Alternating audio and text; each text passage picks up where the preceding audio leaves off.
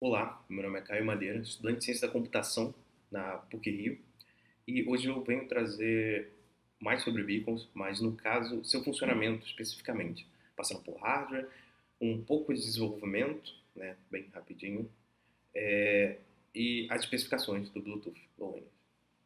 Primeiramente, quando você ouve sobre beacons, né, geralmente quando você pesquisa sobre beacons, você sempre vai ver uma sigla BLE. Essa sigla significa Bluetooth Low Energy. E você sempre vai escutar sobre Bluetooth Low Energy quando o assunto são beacons, dispositivos beacons. Mas o que é esse Bluetooth Low Energy que todo mundo fica falando e eu sempre vejo em todo lugar e tudo mais?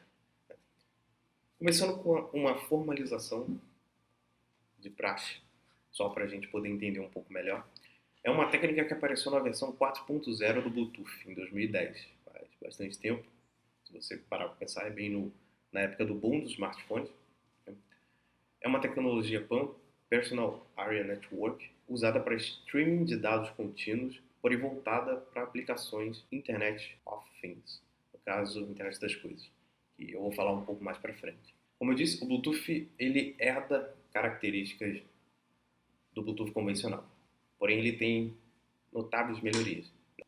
Você pode pensar no Bluetooth clássico como uma classe pensando no escopo mais de programação, né, de orientação a objetos, e o Bluetooth Low Energy como uma outra classe que herda, por meio de herança, né, os métodos do Bluetooth convencional, só que adicionando novos métodos também. Vamos falar um pouco mais do Bluetooth Low Energy. Ele tem baixo consumo energético, né? Então, quando você pensa no Bluetooth Low Energy sendo usado em beacons, beacons são dispositivos pequenininhos e que emitem sinais. Eles precisam estar ligados o tempo todo. Então, esse baixo consumo energético é muito bom nesse caso, né? Porque você tem uma bateria que pode durar, por exemplo, 10 anos, né? 8 anos. O dispositivo Bluetooth Low Energy, ele permanece, que usa Bluetooth Low Energy, ele permanece em sleep a maior parte do tempo. Ele tem um tempo de pareamento muito menor, e isso se dá pela quantidade de canais dedicados e o número de dispositivos conectados é ilimitado. E isso também a gente vai ver em comparação com o Bluetooth clássico no próximo slide. Essa é uma comparação, é uma tabela, compara o Bluetooth clássico e o Bluetooth Low Energy. Eu destaquei algumas especificações mais importantes que eu achava que deveria ser falado. Então, se você olhar, a primeira destacada é o número de canais. O Bluetooth clássico tem 79 e o Bluetooth Low Energy tem 40. Mas o que isso quer dizer? Intuitivamente você pode pensar, nossa, mas o clássico possui mais canais que o Bluetooth Low Energy, como isso pode ser uma vantagem? O Bluetooth clássico ele tem 79 desses canais, e no caso, já ligando com a próxima especificação técnica, de 1 MHz. O Bluetooth Low Energy ele tem 40 desses canais de 2 MHz cada um. Desses 79 canais do Bluetooth clássico, 32 são dedicados a Adversity Channel. O que são Adversity Channels? São os canais usados para parear, procurar dispositivos pela área. Então, o Bluetooth clássico ele usa 32 desses canais, em contrapartida, o Bluetooth Low Energy ele usa 3 dos 40 canais. Ou seja, o tempo de pareamento é bem menor, nós ou dispositivos conectados. Né? O Bluetooth clássico ele consegue conectar 7 dispositivos. Né? Tem o main, o dispositivo main, que conecta 7 dispositivos em volta. Né? O Bluetooth Low Energy ele consegue conectar ilimitado, são ilimitados o número de dispositivos que ele consegue se conectar. A criptografia, né, não é minha área, mas se você comparar, ele usa o padrão AES, que basicamente é Advanced Encryption Standard. Esse é um padrão mais robusto do que o padrão do Bluetooth clássico. Hardware.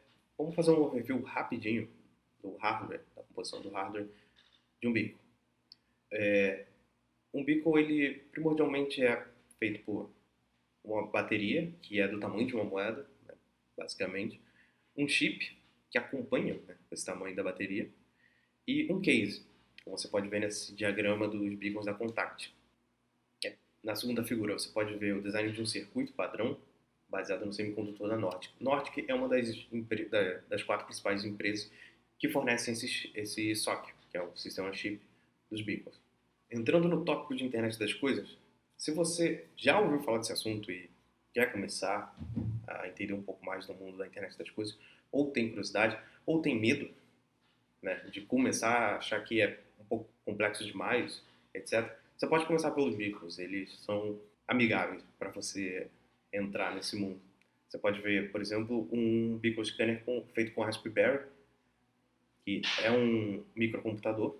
Também é usado um Arduino, que é um microcontrolador, e um módulo HM13, para poder criar todo o ecossistema de um beacon. Um esquemático do Arduino usado para programar o scanner. Se você não sabe o que é um Arduino, né? Como eu disse, é um microcontrolador. E você pode, tem bastante material na internet sobre, você pode dar uma olhada. Ele também é uma ótima porta de entrada para a internet das coisas, né? Com ele as possibilidades são infinitas. E essa observação logo embaixo, qualquer dispositivo que usa Bluetooth Low Energy pode se tornar um beacon. Isso é importante pensar porque quando você entra em contato com beacons pela primeira vez, você vê os beacons de todas essas marcas, né? E você pode se limitar a pensar que um beacon é aquilo. Não, mas um beacon, a definição de beacon, do que pode se tornar um beacon, é muito extensa, né? Como você pode ver, a internet das coisas quebra esse paradigma. Outros exemplos de internet das coisas, usando o módulo TCU, Bluetooth Low Energy, para a placa de desenvolvimento TCU. E o segundo, que é um usuário criando um iBeacon com uma ESP32, um módulo possui Wi-Fi e Bluetooth, e que é bem acessível também para você começar nesse mundo de internet das coisas. Desenvolvimento de apps orientados a beacons. Eu vou passar bem rápido, porque isso é um tópico muito extenso.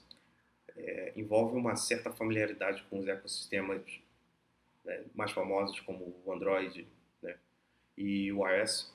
Existem 4 principais padrões de beacons, né? Quando a gente fala de padrões, a gente quer dizer protocolo. Os 2 mais relevantes, que são pioneiros no mercado, são o iBeacon, que é da Apple, e o Whitestone, que é da Google. Os protocolos são basicamente o que define os tipos de beacons. São, por exemplo, o iBeacon ele tem algumas funções específicas, né? Ele tem uma data spec específica, diferente do Whitestone e do Google. Tem particularidades próprias dele. Não importa qual sistema operacional você esteja usando, os beacons eles são compreendidos por todos os dispositivos. Inclusive o iBeacon começou a ser compreendido desde o Android 4.3. Como eu disse, cada protocolo ele possui suas particularidades na hora de desenvolvimento, né? O Whitestone ele consegue enviar URL, por exemplo. Todas as fontes, como é de praxe, elas podem ser encontradas no repositório do GitHub. Lá você vai encontrar os artigos especializados, você pode encontrar reviews, assim como tutoriais, né, para você poder botar em prática algumas ideias que você teve ou querer saber um pouco mais sobre esse mundo. É sempre bom. E é isso. Obrigado por assistir e até a próxima.